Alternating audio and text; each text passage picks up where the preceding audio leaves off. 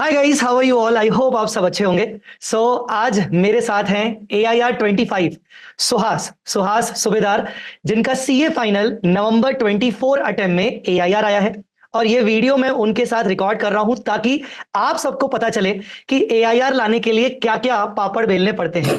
देखो, CA clear करना एक अलग बात होती है, बड़ी बात होती है, बट सीए क्लियर करने के साथ साथ रैंक लाना ये बहुत बड़ी बात होती है। तो सुहास को मैंने रिक्वेस्ट किया कि Suhas, take out your 30 minutes, और ये 30 मिनट्स में हम कोशिश करेंगे कि बच्चों को हम किस तरीके से गाइड कर सकें। सुहास की स्ट्रेटेजी क्या रही? उन्होंने भी तो कोई चैलेंजेस फेस किए होंगे ना, प्रेशर तो उनको भी आया होगा। ऐसा बिल्कुल नहीं है कि AIR को प्रेशर नहीं आता, सब चीजें होती हैं। AIR भी इंसान ही होते हैं जो आपके सामने दिख रहे हैं। सफेद टी शर्ट में तो फाइनली हमारे साथ हैं AIR 25 सुहास ने। Suhas is my student from my FR regular batch. अभी हम सारी बातें उनसे पूछेंगे। Suhas, welcome to the show. Thank you first sir. Of all, express your feelings. क्या लग रहा है, कैसा लग रहा है? कुछ नहीं समझ आ रहा sir, literally it still feels like a dream. I mean I have always imagine this, मैं ये मोमेंट हमेशा विजुअलाइज करता था। रियलिटी में हो रहा है, मतलब वर्ड्स नहीं है सर। आई डोंट थिंक मैं कुछ बोल पाऊंगा, बोलूंगा तो भी it would be understatement only. हाँ, क्योंकि सर मैंने काफी बार विजुअलाइज किया था ये moment. I think power of visualisation actually works, क्योंकि मैंने सुना करेक्ट। था बट मुझे लगता था कि भाई ये मतलब होता नहीं है, मतलब सोचते तो रियलिटी थोड़ी होता है भाई। तो but when I actually imagine कि मैं अगर ड्राइव कर रहा हूँ या मैं कुछ कर रहा हूँ या मैं चल रहा हूँ, टू विजुअलाइज कि भाई मैं गाने सुनता था मोटिवेशनल, जैसे अनस्टॉपेबल हो गया, कर हर मैदान फतेह, क्योंकि मेरा एम था। मुझे ना इंटर में 2 मार्क्स से रैंक छोटा था सर, क्योंकि मुझे कोविड हुआ था। तो it was not a great scene at my place, मतलब there were around 3 deaths in my house, so I was not able to focus as well. तो बट फिर भी 2 मार्क्स से छूट गया, तो आई वाज वेरी डिप्रेस्ड। तो I thought कि अच्छा, भाई 2 मार्क के लिए रैंक, भाई तो फाइनल में तो फिर लाना ही है right. At any cost. So preparation वैसी थी सर, मतलब yeah and then I always thought of it. मैं सोच रहा था कि कैसा होगा वो बल, क्योंकि मैं हमेशा लो जब फील करता था, I used to just imagine कि भाई जस्ट इमेजिन पेरेंट्स क्या क्या फीलिंग होगी मैं मेरे डैड को हक हक करूंगा। तो that is a big So in other words, we can say manifestation. It yes, works. yes, perfect, perfect, but you have to work for that. So how it directly Work works for is it. that sir, when you manifest you get that motivation to work for that. So it's not that Correct. जब manifest करो हो जाएगा, नहीं, आप manifest करोगे आपको फिर अरे भाई हाँ, वाओ क्या फीलिंग होगी, फिर उसके लिए काम करेंगे, चलो फोड़ते हैं। तो दैट्स हाउ इट हाँ, हैपेंस। Right, right. मतलब आपका सही कहना है कि सिर्फ मैनिफेस्टेशन से कुछ नहीं होगा, नहीं उसके नहीं नहीं, बाद जो एक फीलिंग आएगी काम करने की, that actually is very yes important. Yes. वैसे मैनिफेस्ट हम काफी चीजें करते हैं सर, कुछ भी डे राइट। ड्रीम करते हैं अभी। This is something which is into our path. Correct, see it correct, finally, yeah correct. Suhas, चलो let's start with some different questions. Yeah. Why CA? CA में एंट्री की होगी, कुछ सोच के किया होगा, या जो भी होगा आपके मन में, why chartered accountancy course? No no like specific like reason कोई सर। इंस्पिरेशन होगा आपका, कोई I'll tell मोटिवेशन you. होगा? So yeah sir. So basically I have an elder brother जो previous attempt में वो सीए बना है। तो ओके। he became, मतलब he was the first person जो हमारी पूरी फैमिली में first he went in that direction। तो अच्छा। तो लग रहा था कि भाई सब लोग कह रहे थे कि भाई सीए कोर्स बहुत क्रेजी होता है, बहुत ज्यादा there is value for that, क्योंकि it's like 4 5 years down the line। तो तब बहुत हाँ। वैल्यू थी, तो everyone was like hyping him up। I was like भाई फिर मेरे को भी ऐसा चाहिए भाई। तो मतलब सर 10th क्लास में क्या पता होता है सर सीए, मुझे फुल फॉर्म ही उतना पता होता नहीं था। तो हाँ, फ्लो के साथ गया sir, it's just totally with the flow. Totally with the flow. Okay. Totally totally. कोई आई सो डोंट थिंक कोई प्लान भी करता है unless your dad is a CA. I don't think कोई राइट। प्लान भी करता है कि I want to become a chartered correct, accountant. Correct. मतलब ये वो नहीं है ना कि बचपन में हम बोलते हैं कि मुझे पुलिस वाला बनना है, डॉक्टर बनना है। या कोई सीए नहीं बोलता है, हाँ। ये नहीं बोलता कोई। That is completely true, I agree to that, yeah. Right, ये हमें 11th 12th के बाद ही रियलाइज होता है कि yes we exactly, could do this thing. Yes yes, वही हुआ हाँ, सर। मतलब मुझे मुझे अपना याद है, मुझे तो सीए के बारे में पता ही चला था जब when I was in 11th और 12th, जब मैंने ओह, कॉमर्स लिया था। तब मुझे हाँ, पता चला था। सेम तो सेम। Correct, correct. सुहास, आपका इंटरमीडिएट क्लियर कब हुआ था, कौन से ईयर में? नवंबर 2021, यस। कोविड का जो सेकंड वेव यस, था, हाँ नवंबर हाँ 21। सर, इसलिए मेरी पढ़ाई ज्यादा हो नहीं पाई हाँ। ओके। थी। So November 21 and then yes now it's November 24, almost 3 years. Yes. So मैं आपसे ये समझना चाह रहा हूं कि how you have utilize these 3 years of CA journey, CA final journey. थोड़ा मुझे ब्रीफ में एक्सप्लेन करना। श्योर ये 3 साल की सीए जर्नी आपने कैसे यूटिलाइज की? गलतियां हुई श्योर होंगी तो मुझे वो भी बताना। Sure sure. So sir basically क्या हुआ था, मेरी आर्टिकलशिप ईवाई में हो रही थी। तो आई वाज वर्किंग देयर। तो अभी क्या हुआ था, आफ्टर अब my focus was very clear. जब मेरा इंटर क्लियर हुआ तो उसके 4 5 मंथ्स में कुछ भी नहीं किया। ऑब्वियसली हाँ, मजे किया सर, ईवाई में आया तो मेरा तो मतलब वो in itself is a dream. तो फिर करेक्ट, वो एंजॉय होने के बाद, वो फेस के थ्रू जाने के बाद, फिर सोचा कि भी अभी चलो फाइनल्स भी शुरू कर लेते हैं। And the first correct. Lecture I purchased was FR, क्योंकि मुझे पता था first FR. Subject was FR. Yes, क्योंकि ओके, मुझे पता था इट वाज वास्ट। मेरा भाई was guiding me because he himself is a okay, CA. तो ही ओके। टोल्ड मी कि भाई मतलब एफआर ले ले, वो काफी लेंदी होता है, वास्ट होता है। तो I took FR and my aim was कि पहले पूरे लेक्चर्स खत्म कर लेता हूँ। मेरा एक्चुअली ये भी था कि रिवाइज कर लेते हैं, बट मुझे टाइम उतना मिलता नहीं था सर, बिकॉज काम भी होता था एंड सब तो एंड ट्रैवलिंग वगैरह। तो I use to just complete my lectures and FR sir the best part about your lectures that आप लॉजिकली एक्सप्लेन करते हैं चीजों को। So the thing was that logics में कभी भूल नहीं पाता। इफ अगर कुछ मेमोराइज किया तो आप भूल जाते हो, but logics you can't forget, you can't afford to forget as well. तो Yeah. या तो लॉजिकली अगर एफआर मेरे, I think I also like accounts, तो वो मेरे दिमाग में फिट हो गया। फिर that is how it went FR and then I completed all my lectures before Feb 2024। Yes, sorry to interrupt in between, yes, yeah, क्योंकि आपने फर्स्ट उठाया आफ्टर हाँ, your 4 to 5 months of articleship. Okay. Yes, yes. So in how many months you have completed your lectures? Around 6 to 7 months, I won't lie. Oh my God. Because काफी sir, मतलब I thought of completing it at one go कि daily देखेंगे, but I was thinking कि भाई बहुत जल्दी भी है, क्योंकि मेरे साथ वाला कोई कर नहीं रहा था। No one was even thinking of doing lectures at that time कि भाई 4-5 months ही हुए, अभी कौन लेक्चर खरीदेगा, बाद में 7-8 महीने के बाद खरीदते हैं। तो I was like उपकार कर रहा हूँ, वैसे मैं देख रहा था लेक्चर्स, बट फिर समझ आया कि भाई, फिर मैं I was not able to keep up with the lecture sir. अभी फॉर एग्जांपल FR का फाइनेंशियल इंस्ट्रूमेंट्स है, उसमें 20 लेक्चर है। अभी मैं एक लेक्चर देखने के बाद फिर 2 लेक्चर अगर मैं देखूंगा बाद में, तो ऑब्वियसली कुछ याद रहता नहीं था। तो वो काफी चैलेंजेस फेस हुए। This is one challenge which I face. तो वो लिंक नहीं था मेरे माइंड में, because of the distance between the 2 lectures I was not able to keep the link between them। तो वो एक प्रॉब्लम मुझे फेस हुई थी। बट 7-8 मंथ्स के बाद फिर आई थॉट कि भाई अभी इज्जत से कर लेते हैं, वो बहुत रियलाइजेशन आ गया। हाँ, क्योंकि तब बाकी लोगों को देखा कि भाई अब वो तो इज्जत से कर रहे हैं, तो भाई आई थॉट मुझे तो हाँ। करना चाहिए अभी। ओके, सो आफ्टर 7-8 months बाद में चीजें आपने पिकअप करना शुरू की अदर सब्जेक्ट्स के साथ। Yes, yes. तो मेरा ठीक है, FR सो खत्म हो गया। Go on. अभी आपका Yes. फिर कैसे हुआ? करेक्ट, फिर मेरा एफआर पूरा खत्म हो गया। लेक्चर सर मैं रिवाइज कुछ भी नहीं किया, I am just being honest. मैं लेक्चर्स ही देखता था मेरा, क्योंकि FR was something which I thought समझ में आ रहा है, याद भी हो रहा है, तो रिवाइज तो कभी किया नहीं, टाइम भी उतना मिला नहीं। तो फिर एफआर हो गया, फिर एएफएम उठाया। एएफएम के भी लेक्चर्स खत्म हो गए। एएफएम सर मतलब 1.5 मंथ में मेरा हो गया, ज्यादा बड़ा है Good. नहीं एएफएम। तो एएफएम बस थोड़ा, मैं सुबह 2 देखता था, रात में 1 देखता था। सुबह is to wake up around 5:36, तो 2 लेक्चर्स 2x की स्पीड में मैं सुनता हूं सर, मुझे आ जाता है पकड़ में। तो और एएफएम में क्या प्रॉब्लम होता है, मुझे ये कट करना पड़ेगा 2x वाला। I don't want कि ये बच्चे सुने। सर आपके प्लेयर में 1.80 मैक्स था मेरे टाइम पे, तो हाँ। मुझे वो प्रॉब्लम हो रही थी कि भाई इससे आगे कुछ है ही नहीं, 1.80 मैक्स है। तो 1.8 में मैं देखता था सर। हाँ, आपका तो हो गया। फिर एएफएम में मैं 2 पे देखता था, क्योंकि एएफएम में जल्दी इसलिए हो जाता था क्योंकि इसमें प्रॉब्लम्स मेजर पार्ट होते थे। अगर हाँ। मैं क्या करता था, प्रॉब्लम जब वो सॉल्व करने जा रहे हैं, मैं पॉज करके खुद ही सॉल्व करता था। मेरे से हो रहा है तो मैं सुनता ही नहीं था लेक्चर, वो एक्सप्लेनेशन आगे बढ़ा देता था नेक्स्ट प्रॉब्लम को। मेरा एएफएम Done. बहुत Okay. जल्दी हो गया। फिर मैंने किया audit, and that is the worst part, that is my worst decision sir. क्योंकि ऑडिट मैंने करके, मतलब जस्ट लेक्चर्स देके doesn't make any sense, you will have to revise that. क्योंकि फिर मैं ऑडिट का, मेरा एएफएम का मेरा हो गया, फिर मैंने ऑडिट के लेक्चर्स किए, फिर ऑडिट में सीधा उठाया स्टडी लीव में। सो इट वाज टोटली, मेरे को कुछ याद ही नहीं है मैं क्यों करा फिर लेक्चर्स। हाँ, फिर मैं 2 महीने खाली वेस्ट कर दिया ना sir. So it was just I mean total waste of my time. तो मैं ऑडिट अगर आपको करना है तो या तो आप लास्ट में कीजिए, या अगर आप कर रहे हो तो उसके साथ रिवाइज भी कीजिए। जस्ट करके मैं तो सिर्फ खत्म, मैं आई डोंट, मेरा माइंडसेट था कि चलो खत्म करते हैं भाई ये लेक्चर्स पूरा, मतलब मेरे पास 7-8 महीने होंगे रिवाइज करने के लिए बाद में, तो मैं कर लूंगा, तो पहले भी लेक्चर्स तो खत्म कर लूं। That was what my thought process was, which was very wrong also. Audit के लिए तो this does not work at all. Audit तो भाई ऐसा नहीं करना। ऑडिट तो सर आराम से या तो रिवाइज करो या फिर लास्ट में करो, ऐसे तो सारे सब्जेक्ट्स आपके 5 सब्जेक्ट्स बोल सकते हैं, आईबीएस तो ऑब्वियसली नहीं होगा। सो 5 सब्जेक्ट्स आपके खत्म होते होते कितना टाइम लग गया? कब तक आप पहुंच चुके थे? 24 में हो गए थे मेरे सब lectures. Okay, Feb 24। After Feb 24 what was your strategy? किस तरीके से आप आगे? I tell you sir. So हमारी स्टडी लीव हुई थी जून से नवंबर का मेरा 5 मंथ्स का विंडो था। तो मुझे एक था कि सर जून से पहले मुझे एफआर का तो खत्म करना है revision at any cost, because मुझे पता था FR is a very vast subject and मेरे 2 साल पहले किया था। तो it is something which I don't even remember उतना, एंड वो बहुत ज्यादा टाइम टेकिंग भी होता है because of its vastness, and I can't afford to waste 2 months of my study leave on just FR. तो मुझे ये पता था कि मेरे फरवरी में लेक्चर्स हो गए, मेरे पास बचे मार्च, अप्रैल, मई, 3 महीने। तो मुझे इसमें एफआर तो एट एनी कॉस्ट कंप्लीट करना है रिवीजन। तो मैंने एफआर का रिवीजन वो 3 महीने में किया, और तो मैंने आईडीटी भी किया रिवीजन, क्योंकि IDT was the last subject जिसके मैंने लेक्चर्स देखे थे, तो वो काफी फ्रेश था मेरे माइंड में। IDT was something which is very easy also. मैंने विशाल सर से लिए थे, तो मुझे मतलब कुछ दिक्कत भी फेस नहीं हुई। इनके रिवीजन लेक्चर्स भी यूट्यूब पे थे चार्ट वाले, तो मैं वो देख लिया। मेरा आईडीटी हो गया एंड एफआर मेरा स्टडी लीव पे जाने से पहले ही हो गया। So this was some good thing which happened to me. यहाँ ये मैं इस पे फोकस करना चाहूंगा अगेन, ताकि ये भले फिर से रिकॉर्ड हो। तो मैं चाहूंगा कि ये वाला पोर्शन मैं अलग से बच्चों को बताऊं। So Suhas, you are saying कि एफआर आपने बहुत सबसे पहले first subject was your FR, and you took FR in late 2021 या सॉरी 2022 में आपने एफआर उठाया, है ना? But before your preparation leave, जो आपका जो प्रिपरेशन लीव 5 मंथ्स का रहता है, उससे पहले ही यू मेक श्योर कि आपने अपना एफआर एक बार रिवाइज भी कर लिया। Yes, is it so? Yes, perfect.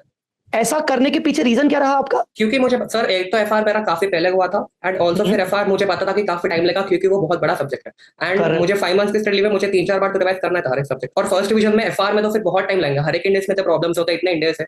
तो मुझे पता था कि भाई स्टडी लीव में तो नहीं जाना है इसको, फर्स्ट डिवीजन हाँ। एटलीस्ट, सेकंड डिवीजन कर लेते हैं एफआर का स्टडी लीव में, फर्स्ट डिवीजन तो पहले ही करना है। तो मैं इमेजिन कर सकता हूँ यार, सेकंड रिवीजन में प्रिपरेशन लीव के टाइम आपको तो बहुत फायदा हुआ मिला होगा इस चीज का, और नंबर ऑफ डेज आपका अलॉटमेंट एफआर के लिए बहुत कम हो गया होगा। कम हो गया होगा, अराउंड 12-13 ही था सर।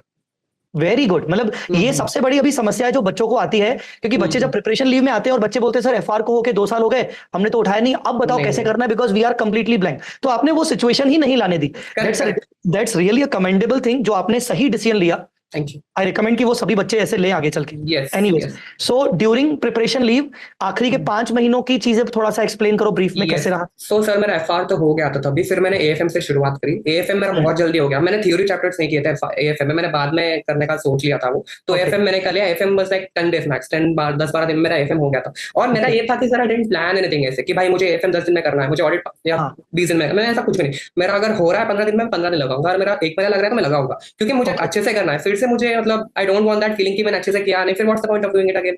तो अगर आपने अच्छे से किया, मैं कुछ भी प्लानिंग ऐसा, I am very proud of singer as well, कि बहुत ज्यादा प्लानिंग एक तो आपको डिप्रेशन को न्योता देती है कि भाई मेरे प्लान स्टिक नहीं हो रहे, एंड फिर प्लानिंग करते वक्त थोड़ा थॉट ऐसा दुख भी होता है कि एग्जाम्स नवंबर में काफी कम टाइम है, थोड़ा टाइम का भी ऐसा होता है कि बहुत कम टाइम बचा हुआ है मेरे पास। तो मैंने प्लानिंग कुछ नहीं की, मैं फ्लो के साथ गया। मैं सिर्फ जैसे मैंने लेक्चर्स खरीदे थे वैसे मैंने रिवाइज किया पूरा, तो एफआर का तो हो ही गया था, फिर एएफएम रिवाइज किया, फिर ऑडिट तो मैं सोच रहा था, ऑडिट का मैंने पहले रिवाइज किया था सर थोड़ा फाइल, मतलब जो स्टडी लीव होती है उसमें मैंने सोचा था कि प्रॉपर 10 डेज पूरा ऑडिट करेंगे, बट 2 दिन में मेरा हो गया ऑडिट। मुझे मतलब 2 दिन हो गया, मतलब मेरा स्टैमिना खत्म हो गया ऑडिट के लिए। अच्छा, स्टैमिना खत्म हो गया। मैं पूरा दिन थ्योरी नहीं कर पा रहा था, तो मैं सोचा कि अभी बचा नेक्स्ट डीटी है, डीटी तो थोड़ा नंबर्स वाला होता है, तो डीटी के साथ कर लेते हैं ऑडिट थोड़ा थोड़ा, बट ऑडिट फिर हुआ ही नहीं मेरा, ऑडिट मेरा पेंडिंग ही रह गया। फिर मेरा डीटी आईडीटी हो गया, फिर अभी ऑडिट तो करना ही था, फिर मैंने ऑडिट कर लिया सर अभी, मतलब प्रॉपर 10 डेज लगा के कर ही दिया अभी, कितना we can't postpone it. I thought of doing it with some other subject, but वो हो नहीं रहा था, तो So according to you, what will you suggest to your juniors in those 5 months of preparation leave? 1 subject in a day or 2 subjects in a day? One subject in a day. Concentration बना रहेगा उसमें। Yes. मैं सोचा था ना audit और FR करूंगा, audit और डीटी करूंगा, बट हो नहीं रहा था। तो बिकॉज फिर मेरे ना तो डीटी के टारगेट्स मीट हो रहे थे ना मतलब ये ऑडिट के, तो what was the point of doing it? तो आई डिडंट डू दैट। मैंने एक ही सब्जेक्ट उठाया, खत्म किया। Yes, that is how I did. Okay, so Suhas, FR में 83 मार्क्स, कमेंडेबल। मतलब I think if I am not wrong, मुझे अच्छे से पता नहीं है, बट शायद जो टॉप के रैंकर्स हैं 1 2 3 उनमें से किसी एक के शायद 83 ही है। आई थिंक AIR 1 या मैं कोई मार्कशीट वगैरह देख रहा था, उनके भी 83 हैं, और जब मैंने देखा आपके 83 हैं तो मुझे तो और एक्स्ट्राऑर्डिनरी खुशी हुई। मैंने बोला यार ये बढ़िया यार, एफआर में 83 marks. So I wanted to know, अगर आप उसको 3 पॉइंट्स में समराइज करो, ऐसी कौन सी 3 चीजें रही आपकी तरफ से एफआर में आपके 83 मार्क्स आए, ऐसी कौन सी 3 चीजें रही जिस पर आपने फोकस किया, या 3 चीजें आपने प्लान की जिससे आप एफआर में इतना अच्छा कर पाए? Okay, so sir the first point is obviously about my time. मुझे टाइम काफी मिला एफआर रिवाइज करने को, क्योंकि मेरा पहले ही हो गया था FR study leave. I think that's the best point, I think, because वो मतलब मैं सामने वालों को एक्सप्लेन कर दूं कि आपकी प्रिपरेशन लीव से पहले ही आपने फर्स्ट डिवीजन कर लिया था। Yes, that is the first point. First point, yes sir. And the second point is, मैंने क्या किया था एफआर के लिए, I focused on the concepts more. मतलब मैंने क्या किया था, कॉन्सेप्ट्स में रिवाइज किया था। अब जैसे फर्स्ट एंड सेकंड रिवीजन में मैंने क्या किया था, प्रॉपर्ली पूरा प्रॉब्लम्स के साथ, जैसा ट्रेडिशनल रिवीजन होता है, कॉन्सेप्ट्स कर लिया, प्रॉब्लम कर लिया, कॉन्सेप्ट में क्या करता था, अभी डीटी का रिवाइज कर लिया for example, and then IDT करने वाला, तो बीच में आईडीटी को शिफ्ट करने से पहले एक दिन लगा के एफआर के सिर्फ इंडियस कॉन्सेप्ट्स रिवाइज करता था, सिर्फ without touching any problem, only concepts, without touching problem concepts, any problem, no problem। तो मेरा क्या हुआ था, उसके मतलब वो करने से मेरे इंडियस के जो कॉन्सेप्ट्स है वो दिमाग में फिट हो गए काफी। करेक्ट, कि भाई इंपेयरमेंट में ऐसा होता है, या इंडियस 40 इन्वेस्टमेंट प्रॉपर्टी में फेयर वैल्यू का लफड़ा नहीं होता है, क्योंकि वो इंडियस में होता है, इंडियस 36 में, 38 में होता है, इंडियस 16 में होता है, बट 40 में नहीं होता। वो 41 में तो सिर्फ फेयर वैल्यू होता है, 40 में तो फेयर वैल्यू भी नहीं होता है। तो ये सब if you do with problems ये भूल जाता है, but if you just do concepts ये सब क्लैरिटी आ जाता है sir, if you just do concepts. But ये आप करो जब आप 2-3 बार प्रॉब्लम्स के साथ रिवाइज कर चुके हो, तो यू विल आल्सो नो कि प्रॉब्लम्स में क्या आता है एंड हम रिवाइज कैसे कर रहे हैं। तो क्योंकि वो कॉन्सेप्ट जब रिवाइज होगा तो प्रॉब्लम्स के साथ में रिवाइज होगा ना, वो प्रॉब्लम में होगा कि हाँ वो चीज ऐसे होती है। Exactly sir. हाँ, तो वो एक, यस, तो ये हो गई 2 बातें। तीसरी बात क्या है सर? तीसरी बात इज अबाउट, हाँ, एक इंपॉर्टेंट चीज सर, हम तो मतलब मार्क करते हैं जो टफ वाले प्रॉब्लम्स होते हैं लास्ट रिवीजन के पॉइंट ऑफ व्यू से, और वही रिवाइज करते हैं, बट इसमें क्या होता है कि जो नॉर्मल प्रॉब्लम्स है वो कभी देखते ही नहीं, और वो एग्जाम में आ जाते हैं कभी कभी, कि एवरी इंडेक्स में से हर एक टफ प्रॉब्लम तो नहीं आता है ना, थोड़ी इजी प्रॉब्लम भी आ सकते हैं, मीडियम वाले भी आ सकते हैं, बट हम रिवाइज करते हैं लास्ट के लिए सिर्फ ओनली टफ वाले। तो एक बार आपका जब फर्स्ट रिवीजन में तो हर एक प्रॉब्लम करना है, फिफ्थ रिवीजन या फोर्थ रिवीजन या थर्ड रिवीजन के पहले के टाइम पे आप क्या करो, बेसिक प्रॉब्लम से एक बार नजर डाल लो। मतलब ऐसा नहीं लगना चाहिए कि भाई this is out of my book only, एक बार don't solve it, just look at it what it is. मतलब हम जिन चीजों को इंपॉर्टेंस कम देते हैं, एक बार उनको ओवरडू एक बार- करने में कोई गलत चीज नहीं है, एक मतलब बार तो देख लो यार, मतलब पता तो हो हाँ। कि अपने बुक में तो है वो प्रॉब्लम, ऐसा तो नहीं कि मतलब राइट। ऐसा हुआ था सर, क्या हुआ था अपने अटेम्प्ट में कुछ प्रोविजन ऑफ इंडेक्स 16 का कुछ प्रोविजन का प्रॉब्लम आया था। तो मतलब प्रोविजन फॉर वो क्या होता है डिकमीशनिंग का कुछ, आई वाज लाइक हाँ ये क्या इतना इजी थोड़ी दिया। फिर हाँ बाद में समझ आया तो भाई कुछ है ही नहीं इसमें। तो एक बार हाँ, बेसिक्स पे भी देख लो, उसको इग्नोर मत करो। आई नो मत करो। मतलब हाँ टफ तो देखना ही है, बट हर एक प्रॉब्लम टफ नहीं आता ना एग्जाम में, थोड़े मीडियम भी आता है। हाँ, तो और अगर क्या होता है ना, हम इतने टफ प्रॉब्लम में इतना जोर लगा लेते हैं कि ना एग्जाम में कभी कभार वो इजी वाला प्रॉब्लम नहीं बनता है। करेक्ट करेक्ट करेक्ट करेक्ट हाँ, करेक्ट तो सर, एक वो और चीज पॉइंट, सही। यस एक और point, yes. Fourth point out bonus हाँ, तो एक और बोल बिल्कुल। देता हूँ। तो अभी सर क्या होता है, मेरे साथ एक बहुत मेजर प्रॉब्लम हुआ था एग्जाम में भी, I even face this in exam. मैंने एफआर में अल्टरनेटिव आंसर लिखे थे, इससे मेरा वो बच गया प्रॉब्लम। तो मेरा क्या हुआ था, वो जो एक प्रॉब्लम था सर फाइनेंशियल इंस्ट्रूमेंट्स में डेरिवेटिव्स का, तो उसमें there was the same module का क्वेश्चन आ गया, सेम लैंग्वेज भी सेम, ओनली नंबर्स बिल्कुल। नंबर्स तो पता नहीं, नेम तो चेंज हुआ था सिर्फ। तो hmm. That was the only difference. अब क्या हुआ था सर, एफआर के एग्जाम में या कौन से भी एग्जाम में हम क्या करते हैं, एवरी वर्ड को इज्जत से पढ़ते हैं। एग्जाम का क्वेश्चन है बिल्कुल भाई, हर एक लाइन पढ़ना होता है, बट मॉड्यूल पे बिल्कुल। जब हम आते हैं, हम वो हर एक लाइन तो पढ़ते नहीं। हम क्या करें, हाँ, नंबर चलो चलो, मतलब टाइम नहीं है ना भाई, तो जल्दी करो करेक्ट। जल्दी कर दो, हम फटाफट कर देते हैं without paying attention to the lines what is written there. हम खाली क्या करते हैं, डेरिवेटिव्स का प्रॉब्लम है, नंबर देखो खत्म, एंट्रीज पास करो, आंसर देखो सही है नहीं, खत्म, आगे बढ़ो। अभी हाँ सेम क्वेश्चन एग्जाम में आ गया, बट वो लाइन हाँ मैंने पहले कभी नहीं पढ़ा था, क्योंकि I was like so into the numbers कि मैं भूल ही गया कि भाई वो लाइन भी है वहां पे। तो अभी वो एक है कि अभी वो आप देख लो, हर एक प्रॉब्लम में आप देख लो कि एक दो लाइंस ऐसी होती है विच हाँ, may create confusion in exams, मतलब विच मे आपका कहना है कि ये आपको एग्जाम के टाइम, एग्जाम के अंदर रियलाइज हो, ओ शिट, मैंने ये कभी आदत ही नहीं डाली ऐसे पूरे पूरे क्वेश्चंस पढ़ने की। एग्जैक्टली मैं तो नंबर्स में अटक हाँ। गया, वो कुछ टेबल बैलेंस शीट पढ़ रहा हूँ, नीचे एडजस्टमेंट पढ़ रहा हूँ भाई, उसके अंदर थोड़ा बेसिक चीजें हम इग्नोर ही कर, देखते ही नहीं उसको, भाव ही नहीं देते। We think right it's not even right. Worth looking at it. अब जैसे मैं आपको एग्जैक्टली बोलता हूँ ना सर, अपने एग्जाम में कुछ आया था होल्डर, मतलब मार्क टू मार्केट लॉस का प्रॉब्लम आया था, अगर आपको याद हो 15%, 15,000, बिल्कुल 20,000, जीरो ऐसे कुछ। बिल्कुल, वो तो नेगेटिव नेगेटिव आया था। हाँ हाँ हाँ ब्रैकेट वाला, तो उसमें क्या हाँ। हुआ था, देयर वाज दिस लाइन, मुझे कुछ याद नहीं है, मार्क टू मार्केट लॉस। अभी अपन ऑप्शन सेलर थे सर वहां पे, तो वहां पे there was this option seller ही थे शायद, आई एम नॉट श्योर। उसमें क्या लिखा था, हाँ, होल्ड मतलब दिखा था MTM from point of view, लिखा नहीं था, एमटीएम लिखा था। अब एमटीएम हमेशा मेरे हिसाब से, I mean I am not sure, I am not an expert, is not from writers point of view, it's always from holders point of view. हाँ मतलब आई डोंट नो, हाँ मतलब ये मेरा अंडरस्टैंडिंग था, क्योंकि यूजुअली होल्डर के point of view से देखते हैं ना भाई, राइटर इज लाइक हाँ, ऑब्लिगेटरी, उसको करना ही है, करेक्ट। तो उसको मैक्सिमम लॉस। क्वेश्चंस भी होल्डर के पॉइंट ऑफ व्यू से ही होते थे उसमें। हाँ एग्जैक्टली, बट ये हाँ मॉडल का प्रॉब्लम है सर, इट्स लाइक टू हाँ, model only, it's not even something new. Exactly. Model में भी सेम लाइन लिखी हुई है। तो मैंने क्या हाँ किया था, वो डेरिवेटिव फाइनेंशियल लायबिलिटी के प्लेस में एसेट लेके किया था, अज्यूमिंग कि it's holder point of view, which is wrong, which is not the correct correct. answer. फिर मैंने लिखा था note alternatively if you assume it that it's from the MTM is given from the point of view of seller, I mean option writer, option seller, हाँ। then this would be the entries. उसके मुझे marks मिले, उसके मुझे marks मिले। ओ अच्छा, तो मतलब ये भी आपको बाद में रियलाइज हुआ, and then you write the alternate answer also. या मैं तो भाई सर, मुझे एक गर्व की बात है, मुझे कभी टाइम का प्रॉब्लम फेस नहीं हुआ, मुझे अब बचपन से अभी तो आई am very quick at writing, मतलब मैं बहुत जल्दी लिख लेता हूँ, तो मुझे कभी भी ऐसा लगा नहीं कि मुझे टाइम की प्रॉब्लम हुई है, हमेशा ये ओके। एग्जाम्स में भी कभी नहीं हुई, तो मैं लिख देता हूँ सर, मुझे ऐसा नहीं है कि टाइम प्रॉब्लम होता है, एंड मैं कभी टाइम के बारे में सोचता भी नहीं कि भाई हर एक क्वेश्चन को 30 मिनट में सॉल्व करना है। आई नो कि थोड़े क्वेश्चन 5 मिनट में सॉल्व हो जाएंगे, थोड़े क्वेश्चन लगेगा 40 मिनट, तो there is no point of planning all of that sir. Okay great. चलो अच्छा, ये 4 पॉइंट्स में डेफिनेटली आपकी वाली 4 पॉइंट्स आगे चल के बच्चों को बताऊंगा, ये सारी चीजें इन वेरी शॉर्ट। नहीं तो लोग बोलेंगे कि मार्केटिंग पे उतर रहे हैं, बट इन वेरी शॉर्ट, बहुत ही ब्रीफ में, हाउ एफआर क्लासेस ऑफ जय चावला हेल्प्ड यू, किस तरीके से आपको हेल्प हुई? या सर एज आई बहुत said, he I brief think में। या so as I said sir, आपका लॉजिकल एक्सप्लेनेशन होता है व्हिच इज वेरी वेरी, मतलब मुझे लॉजिक्स पे जाना बहुत पसंद है सर, आई डोंट, ऐसा ही होता है, is not what I like, ऐसा ही होता है, is not how it works, logic होता है हर एक चीज के पीछे। आप वो लॉजिक, आप आई थिंक 1-2 क्लास से वो लॉजिक एक्सप्लेन कर दो, मुझे याद नहीं, अभी 2 साल हो गए वो देखे, बट मुझे इतना फीलिंग याद है, मुझे फीलिंग याद है, मुझे फीलिंग याद है कि आप बोलते भी थे, मुझे जरूरत नहीं है ऐसा बोलने की, बट ऐसा लॉजिक होता है, ऐसा मुझे याद है सिर्फ धुंधला धुंधला, नॉट श्योर कौन सा लेक्चर था वो सब इंडियस, तो बट होता है। सो दिस इज व्हाट, क्योंकि मुझे जब मैं रिवाइज करना चाहता हूं, मुझे लगा अरे मेरे को इसका लॉजिक पता है, मतलब I don't know exact, but मुझे पता है कि इसका रीजन क्या है, उसकी वजह से रीजन पता है ना, तो ऑटोमेटिकली वो चीज पे हम पहुंच ही जाता है, even if you don't know the actual thing. अगर आपको कॉन्सेप्ट पता है, अगर आपको रीजन मतलब पता है, लॉजिकली पता है कि क्यों ऐसे हो रहा है, तो I think you can do anything. So that is the perfect point which I like. So okay okay. So Suhas, one important question जो सभी स्टूडेंट्स के लिए जरूरी है। देखिए, हर स्टूडेंट, चाहे एआईआर हो चाहे नॉर्मल कुछ भी हो, अपने पूरे सीए जर्नी में, स्पेशली फाइनल के टाइम पर, बहुत सारे चैलेंजेस फेस करता है ना, और कुछ ऐसी सिचुएशन भी आती है कि हम बहुत प्रेशराइज हो जाते हैं and there is negativity around us. So ऐसा कोई इंस्टेंस आपके साथ हुआ हो, आपने कोई चैलेंजेस फेस किए हो, if you want to explain. Sir wholesale में सर, मतलब क्या हुआ था, अभी first division second division, first division में तो सब मतलब पहली बार था, तो ऑब्वियसली याद नहीं आएगा, बस ऑब्वियस कि मुझे याद नहीं होगा, वो ऑब्वियस वाली फीलिंग थी। सेकंड डिवीजन में क्या हुआ कि ऑब्वियसली काफी चीजें याद नहीं थी मुझे, क्योंकि क्या होता है, अभी एफआर मैंने रिवाइज किया, फिर एएफएम रिवाइज किया, फिर डीटी, फिर आईटीटी, फिर ऑडिट, फिर मैं जब एफआर गया, इट्स लाइक भाई 2 महीने हो गए एफआर पढ़े हुए, है ना, तो भूल जाऊंगा ना मैं ऑब्वियसली, बट मुझे क्या लगता है, मैंने एक बार एफआर रिवाइज किया तो मुझे याद आना चाहिए, which is not the actual thing that's happening मुझे याद नहीं आ रहा था। तो बिल्कुल सेकंड रिवीजन और थर्ड रिवीजन में भी, क्योंकि सेकंड रिवीजन में भी लग ही जाता है सर 1 मंथ या 1.5 मंथ्स, बिल्कुल क्योंकि पूरा हर एक सब्जेक्ट रिवाइज करना। तो जब मैं फिर से फार पे आया तो मुझे थर्ड रिवीजन में डिप्रेशन, अभी मैं 2 बार रिवाइज कर लिया, अभी भी क्यों नहीं याद आ रहा है मुझे। तो that is one point which I felt, हर एक सब्जेक्ट में मुझे फील हुआ कि भाई ये मुझे लास्ट रिवीजन में इतने इजीली सॉल्व हुआ था प्रॉब्लम, ये अभी क्यों नहीं सॉल्व हो रहा है। क्योंकि मतलब there is a lot of gap that again, मतलब काफी 5 सब्जेक्ट्स है, तो फिर से आप उस सब्जेक्ट पे आने के लिए बहुत टाइम निकल जाता है।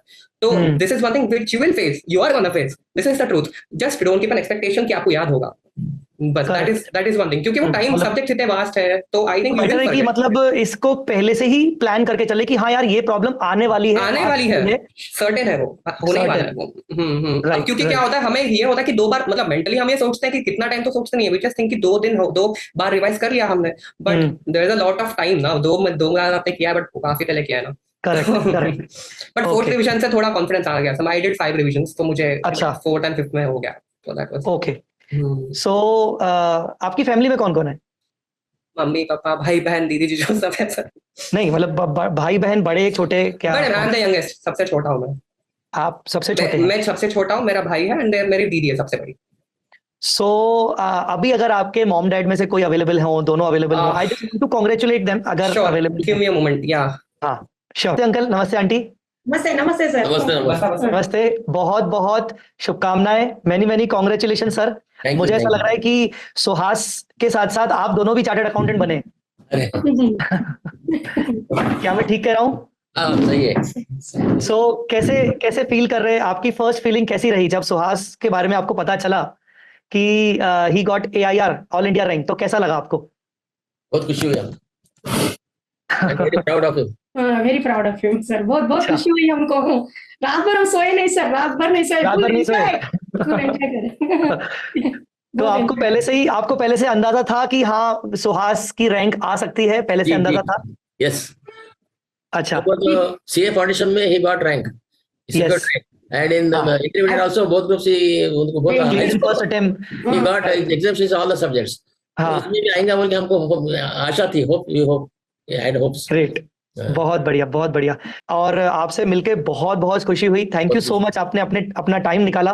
थैंक यू और आशा करता हूँ कि आपका आशीर्वाद हमेशा अपने बच्चे के लिए रहेगा। आपका बच्चा बहुत आगे बढ़ेगा, बहुत आगे जाएगा। थैंक यू आप भी सर। आशीर्वाद दीजिए, दोनों बच्चे बहुत आगे जाएंगे। आप भी आशीर्वाद दीजिए उसको। जरूर जरूर जरूर, हमेशा हमेशा। Thank you sir, thank you ma'am.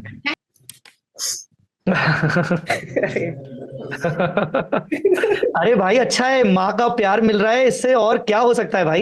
And ये मोमेंट बहुत इंपॉर्टेंट है आपके लिए, मुझे लगता है सुहास। और ये आप कभी नहीं भूल पाओगे, जिस तरीके से माँ आपके साथ खड़ी हुई है अभी, और उनका आशीर्वाद आपके साथ है। मैं देख पा रहा हूँ उनकी आंखों में आंसू आ रहे हैं, आपकी आंखों में आंसू आ रहे हैं। सो मैं समझ रहा हूँ कि ये मिलियंस में एक फीलिंग ऐसी आती है। तो बहुत अच्छा लग रहा है मुझे देखकर, मुझे मेरी माँ की याद आ रही है आज। Sweet of you sir. ठीक है सर। अरे तेरे को शर्म आ रही है, पर मैं सच बोल रहा हूँ, ये मोमेंट बहुत रेयर होते हैं, वो बहुत तो रेयर है होते सर, मुझे आई नो ना, मुझे हैं। बहुत रेयर मोमेंट होते हैं। बहुत सालों बाद हो रहा है जो भी हो रहा है। Oh wow. पापा को हक करना, ये सब होना, मतलब ग्रेट ग्रेट, बहुत बढ़िया। चलो एनीवेज, अच्छा लगा आपकी फैमिली से बात करके। Suhas, coming to the point, एक ऐसे पॉइंट पर मैं आ रहा हूं जो नवंबर 24 का एग्जाम खत्म होने के बाद सबसे हॉट टॉपिक रहा, IBS। सो IBS में आपके मार्क्स कितने थे? 66। वाओ, मतलब एग्जामिशन हॉट टॉपिक रहा, बहुत सारा इस पे लोगों ने कुछ कुछ बोला, फैकल्टीज ने कुछ कुछ बोला। तो IBS 66 कमेंडेबल। आप क्या बोलते हो, आप इस IBS को किस तरीके से देखते हो, आपने कैसे डील किया? तो सर बेसिकली IBS सर, मैं अपना स्ट्रैटेजी बताता हूँ, what was my strategy. So basically what I did was that, मैंने कुछ किया ही नहीं, मैंने सिर्फ 5 सब्जेक्ट्स जो थे उसको बहुत अच्छे से पढ़ा, literally I am not kidding. 5 subject से बहुत ही डीपली स्टडी किया। लॉ एंड SCM पे भगवान भरोसे छोड़ दिया सर, क्योंकि आई वाज लाइक 5 सब्जेक्ट अच्छे से कर रहा हूँ, तो 2 सब्जेक्ट का I think I can take that tolerance, क्योंकि आई डोंट हैव टाइम। अभी लॉ SCM भी मैं क्या ही पढ़ूंगा, इतना टाइम भी नहीं है, और मैं क्या पढ़ूंगा, पढ़ना है तो भी तो इतने चैप्टर्स है, आई डोंट इवन नो कि कौन सा इंपॉर्टेंट है, क्या है क्या नहीं। तो लॉ SMB मैंने छोड़ दिया, बट उसमें मैंने क्या किया था सर, लॉ SMB के लिए इंडेक्स एक मिला सर मुझे मार्केट से, है, एक इंडेक्स होता है अल्फाबेटिकली, कि मतलब अगर टॉपिक है तो वो topic, for example total quality management नाम का एक टॉपिक है, तो वो अल्फाबेटिकली टी दिख जाएगा, टी में टोटल क्वालिटी मैनेजमेंट मॉड्यूल में कौन सा पेज नंबर है ऐसे मॉड्यूल के, तो वो Okay. मॉड्यूल के पेज नंबर में used to and used to refer. तो फॉर्चुनेटली काफी थोड़े क्वेश्चंस वैसे आए जो मैं वहां से कर पाया, and I think 2-3 questions, I don't know the exact number, standard costing का, और 2-3 क्वेश्चंस थे जो सेम आ गए एग्जाम में एसएमपी के, तो वो थोड़ा इजी था। एंड जो बात है 5 सब्जेक्ट्स के क्वेश्चंस की जो आईबीएस में आए, सर डीटी बस थोड़ा मतलब मुझे प्रॉब्लम हुआ उसमें, क्योंकि डीटी में क्या है, यू कांट सर्च करोगे तो भी उसमें लिखोगे क्या, हाँ। क्योंकि डीटी थोड़ा न्यूमेरिकल। अभी एफआर एफ में क्या होता है, कितना भी कर लो आप, जैसे एफआर में वही पूछ रहे हैं, वो मतलब क्या होता है, वो इंडेक्स 2 का पूछ रहा है, वही कितना भी कर लो, इट्स द सेम थिंग, मतलब आई डोंट थिंक Correct. उसमें कुछ कर भी सकता है, अगर बुक है नहीं है डजंट मैटर, आप लिख सकते हो एफआर एफ ये सब। बट दिस डीटी वाज थोड़ा टफ फॉर मी, बिकॉज उसमें नंबर्स होता है, नंबर्स का मतलब इफ यू हैव बुक वो नहीं लिख पाओगे यार, आपके पास एडजस्टमेंट्स नहीं होती है, तो बुक में वो एडजस्टमेंट्स का नामो निशान नहीं होता है, तो इट्स टोटली डिफरेंट। डीटी में थोड़ा मुझे प्रॉब्लम फेस हुआ था, आई एग्री, मे बी उसी में मेरे मार्क्स कट हुए थे। एंड लॉ एसएमपी के लिए I dealt with this. Sir problem एक और क्या हुआ मुझे आईबीएस में, कि लॉ एसएमपी में एमसीक्यूज काफी आए थे, और एमसीक्यूज में लिए 2 मार्क का एक एमसीक्यू होता है सर, अभी 2 मार्क के लिए I have to like search पूरा इंडेक्स देखो, इंडेक्स का पेज नंबर देखो हाँ। है या नहीं है, तो 2 मार्क हाँ। काफी क्वेश्चंस थे, ऐसा नहीं कि भाई 2-3, मतलब आई थिंक काफी क्वेश्चंस थे एफआर एससीएमबी एंड लॉ के लिए। हाँ, तो काफी मेरा टाइम उसमें गया, एंड मुझे लग रहा था कि भाई एक बार तो नजर घुमा लेनी चाहिए थी पहले लॉ से, मुझे फील हुआ वैसे, but I didn't have time की even think about it. But अच्छा।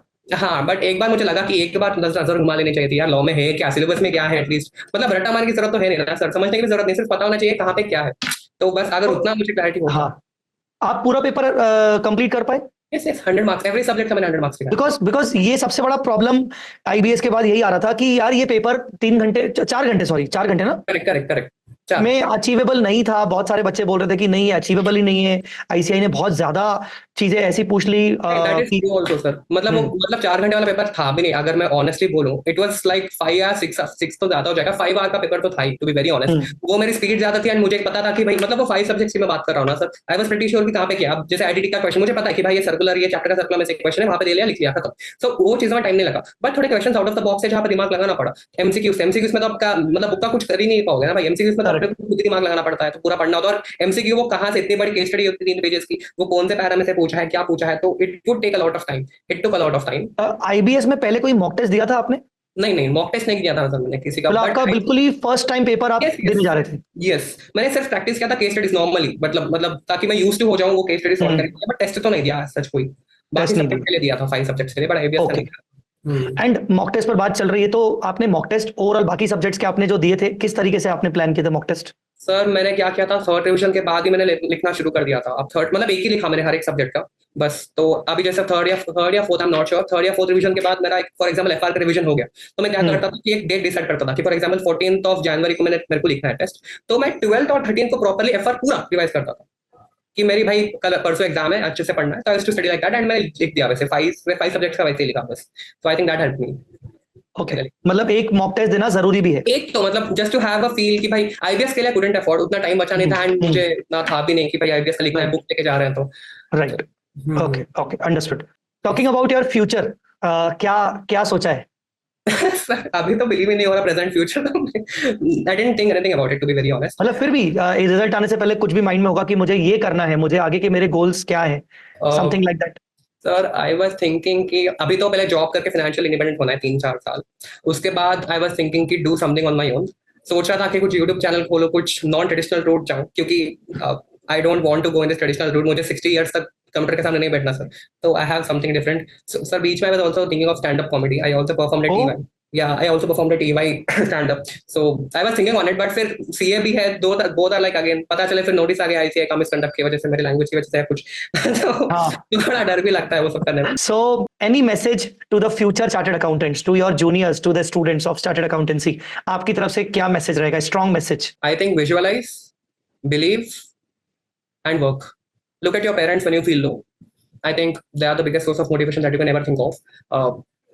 I think that will do your thing. जब आप अपने पेरेंट्स को देखोगे इतना हार्ड वर्क कर रहे हैं आपके लिए, तो आप खुद को शर्म आएगी कि मैं कर क्या रहा हूँ। I think that is more than, आपको बिलीव करना है, आपको विजुअलाइज करना है कि मैं ये चीज कर रहा हूँ, मुझे रैंक मिल रहा है, मैं पास हो रहा हूँ, मेरे पेरेंट्स मुझे हक कर रहे हैं, मुझे इंटरव्यूज ले रहे हैं, मेरा इंटरव्यू ले रहा है कोई, तो मतलब you just imagine all of this, आप इमेजिन करते रहो, भले ही रियलिटी कुछ और होगा, भले आपने क्लासेस ही स्टार्ट नहीं की, बट जस्ट विजुअलाइज, वो सीट आप अंदर डालो, वो सीट अगर आप अंदर डालोगे तो ऑटोमेटिकली जब आप एक्शन पे जाओगे तो ऑटोमेटिकली वो वैसे डायरेक्शन निकल जाएगा कि I have imagine that, I need to work for that, क्योंकि आई नो वो कैसे फील करेगा। So thanks a lot, Suhas. Thank you so much. It was a pleasure talking to you. Same here, sir. Same here. And to those जो ये video देख रहे थे उनको भी बहुत बहुत धन्यवाद, आपने ये वीडियो देखा। एंड आई होप आपको इससे कुछ एक्चुअली में अगर लगा हो कि आप अप्लाई कर सकते हो अपने जीवन में, अपनी सीए जर्नी में, so you should apply. I believe कि ये चीज करके आप भी डेफिनेटली रैंक ला सकते हो। चलिए, thanks lot guys, so much for this thank you opportunity. Suhas, thank you so much, bye bye.